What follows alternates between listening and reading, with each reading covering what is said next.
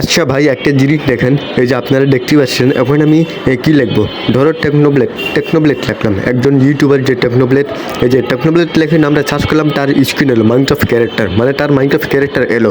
এবার আমি কি লিখবো, স্যান্ডপাই স্পাইডার।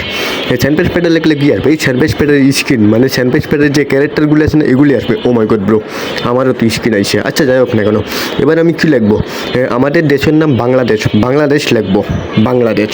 এবার দেখি তো কি আসে। ও মাই গড ব্রো, দেখেন সেই বাংলাদেশ স্ক্রিন, বাংলাদেশের পতাকা লাল সবুজ।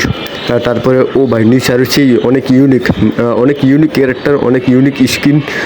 ও ভাই ওটার সবচেয়ে সেই এই লালটা দেখতেই পাচ্ছেন আপনারা। ভাই আপনারা যদি চান এইসব স্ক্রিন নিয়ে আপনারা খেলবেন, তাহলে আপনারা প্লে স্টোর থেকে স্ক্রিন এডিটর এই অ্যাপটা ডাউনলোড করবেন, কারণ এই অ্যাপের ভিতরে অনেক হাজার স্ক্রিন আছে, অনেক ক্যারেক্টার আছে। আপনারা আপনাদের পছন্দের মতো স্ক্রিন নিয়ে খেলতে পারবেন। তো হ্যাঁ, আজকের ভিডিও এই পর্যন্ত। ভিডিও ভালো লাগলে অবশ্যই লাইক করবেন, সাবস্ক্রাইব করবেন। এটা আমার নতুন চ্যানেল নিনজা বাঙালি এক্স। প্রতিদিন এই চ্যানেলে ভিডিও আপলোড দেওয়া হবে, Minecraft gaming video. Good bye.